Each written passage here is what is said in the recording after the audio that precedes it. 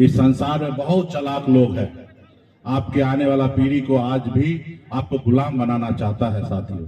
तो इसलिए गुलामी की जंजीरों को तोड़ना है तो सबसे पहले अपने बच्चों को पढ़ाइए, लिखाइए, काबिल बनाइए। पढ़ाई शिक्षा वो चीज है, आपके दो आंख है लेकिन आप पढ़े लिखे नहीं हैं तो आप कुछ भी लिखा है तो आप पढ़ नहीं सकते हैं। तो आप समझिए कि आपके आंख कोई काम का नहीं है आप अगर पढ़े लिखे नहीं है तो इसलिए पढ़ाई लिखाई इतना जरूरी है। आप मान लीजिए आप पढ़े लिखे नहीं है, कोई आके एक बोतल में दे देगा जहर, आप नहीं पढ़ पाइएगा, पॉइजन है और आप पी जाइएगा। लेकिन वही अगर पढ़े लिखे होगिएगा तो देख लीजिएगा भाई ये पॉइजन है, इस पीने से आदमी मर जाता, हम नहीं पिएंगे। तो इसलिए हर रोज आपको पॉइजन देने का काम इस संसार में लोग कर रहे हैं। इस धरती पर सब एक ही तरीके से लोग आए हैं, लेकिन आज देखिए कुछ समाज के लोग, कुछ लोग बहुत अमीर हैं और आप बहुत गरीब हो गए। वो लोग जो कोई काम धंधा कुछ नहीं करता है लेकिन सबको बेवकूफ बनाता है, लेकिन वो आज इस संसार में सबसे अमीर है। और आप दिन रात मछली मारते हैं, खेत में काम करते हैं, मजदूरी करते हैं, लेकिन आप गरीब हैं क्योंकि आप पढ़े लिखे नहीं हैं। आपका 1 लाख रुपया 1000 में बदल देता है, आपका 1 लाख रुपया को 1000 में बदल देता है और उसका 1000 रुपया को एक सुन्ना लगा देने से उसका 1 लाख हो जाता है। और इसी तरीके से आपके पूर्वज को तबाह किया गया, खत्म किया गया। आपका जमीन अपने नाम करा लिया और उसे 2 पीढ़ी के बाद खड़ा हो जाता कि ये जमीन हमारे बाप दादा का है। तो आप अंग्रेज भी आए थे तो इस धरती पर ज्यादा से ज्यादा जमीन जो है तो गरीब लोगों के पास था, क्योंकि अंग्रेज को भी पता था, मुगल को भी पता था कि बड़े लोग जो है हाथ में मिट्टी नहीं लगाना चाहता है। इनको अगर हम जमीन देते हैं पट्टा पे तो ये काम नहीं करेंगे, फसल नहीं आएगा तो हमको लगान कहां से मिलेगा। तो उस समय में भी अंग्रेज हो या मुगल हो, ज्यादा से ज्यादा जमीन जो है वो गरीब लोगों को दिया था ताकि ये खेत के चीना को चीरकर फसल उग जाएंगे और हमको लगान देंगे। जब अंग्रेज गया तो जमीन कहाँ गया, वो हमारे नाम से नहीं रहा, वो दूसरे के नाम पे हो गया। तो इसलिए साथियों आने वाले समय में हम लोग बड़ी लड़ाई लड़ रहे हैं। हम लोग आदरणीय लालू प्रसाद यादव जी के विचारधारा को मानने वाले लोग हैं, हम लोग संघर्ष कर रहे हैं।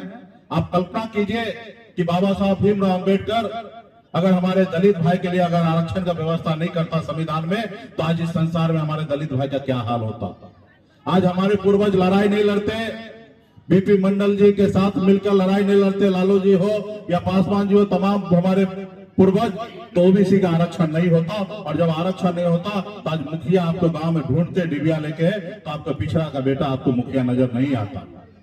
कर्पूरी ठाकुर जी अगर अति पिछड़ा के लिए आरक्षण नहीं करते तो आज एक भी निषाद वो मुखिया कहीं पे कोई पंचायत में नहीं बनता।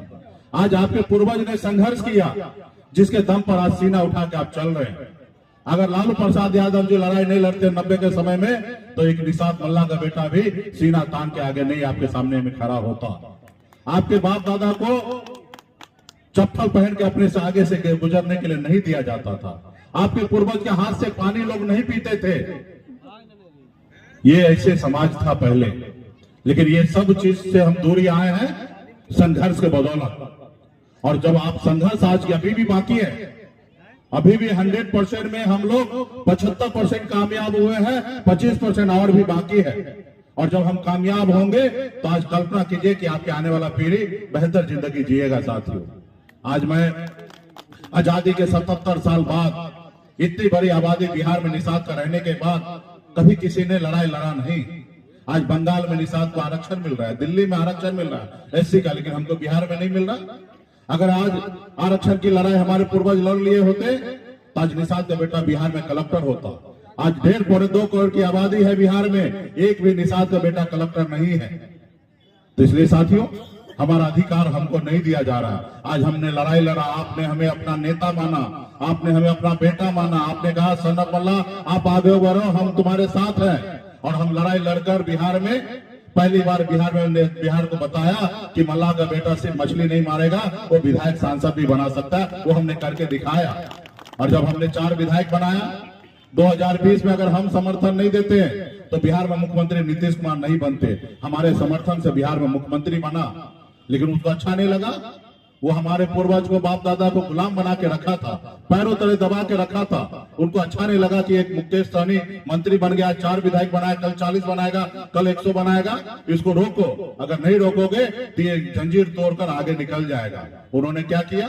आपका विधायक खरीद लिया, आपको सरकार से बाहर कर दिया, जो सरकार आपने बनाया। साथियों, ये मुझे नहीं रोक रहा था, वो आपको रोकना चाहता है। मुझे तो आज समझौता कर ले तो कल भारत सरकार में मंत्री बना देंगे हमको।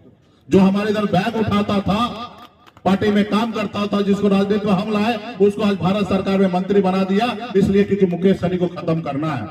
उनको कोई लड़ने वाला आदमी नहीं चाहिए, उनको गुलाम चाहिए। जिनको 2020 में हमने हरी सहनी को टिकट दिया, आज उसको बिहार सरकार में मंत्री बना दिया। क्यों? क्योंकि उसको पता है कि बिहार में मल्लाह का बेटा से कोई लड़ नहीं सकता, अगर कोई लड़ेगा तो उसी का